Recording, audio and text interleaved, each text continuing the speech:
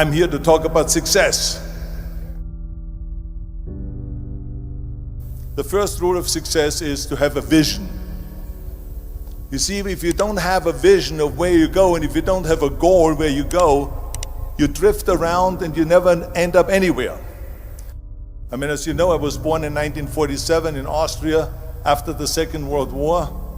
So I was very fortunate that I stumbled onto my vision. And I didn't really like Austria when I grew up. I couldn't wait to get out of there. I couldn't see myself becoming a farmer or a worker in a factory or anything like that, even though my parents wanted me to stay there and have a normal life.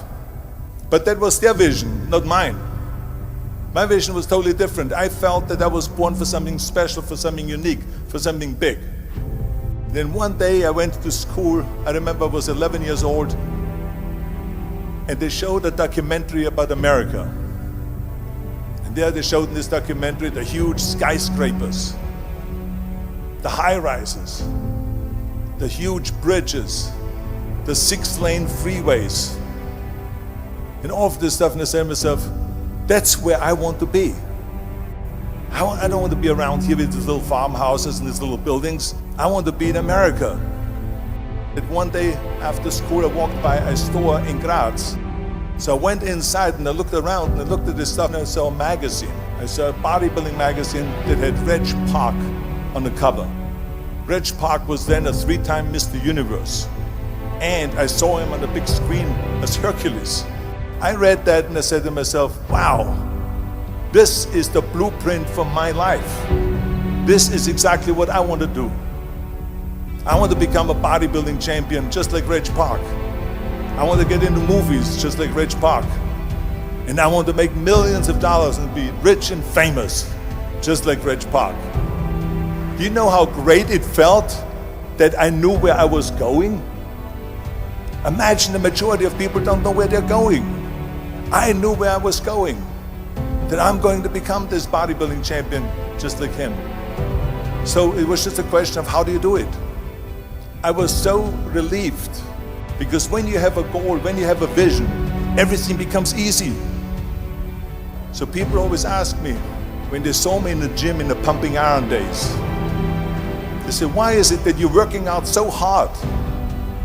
5 hours a day, 6 hours a day, and you have always a smile on your face. And I told people all the time, I said, because to me, I'm shooting for a goal.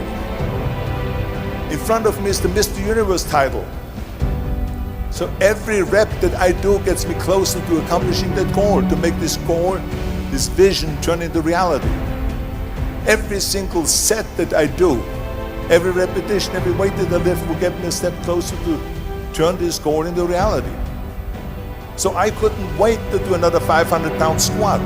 I couldn't wait to do another 500-pound bench press. I couldn't wait to do another 2,000 reps of sit-ups. I couldn't wait for the next exercise.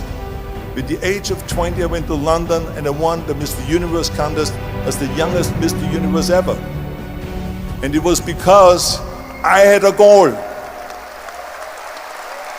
So let me tell you something, visualizing a goal and going after it makes it fun. You got to have a purpose no matter what you do in life. You got to have a purpose. 74% hate their job in America. Now this is not much different when you come to Europe. The majority of people don't like what they're doing, because they're really not doing it because they didn't have a goal and they followed this goal. They just aimlessly drift around, and then all of a sudden there's a job opening, so they get that job because you have to work. But then when you work, it's a chore. It's work. It's not fun. So if you think about, only a quarter of the people really enjoy what they're doing in life. That is unbelievable if you think about it. So I felt so blessed that I knew what I was doing. It's like a medical student that studies and knows he wants to become a doctor. You know where to go. And the same thing is also in politics. I remember that in politics, I had a very clear vision that I will be the leader of California. This is as far as I could go because I was not born in America, so I could not run for president. So being the governor of the fifth largest state, I should say the largest state, the fifth largest economy in the world, was for me really the ultimate title, the ultimate accomplishment in politics. So even though people came up to me and says, why don't you go and run for something smaller, you're never gonna make it. I ran for governor, and then 2 months later I became governor of the state of California. Again, because I had a very clear vision what I'm gonna do with California. So that's rule number one, have a vision. Rule number two is, don't listen to the naysayers. Don't listen to the naysayers.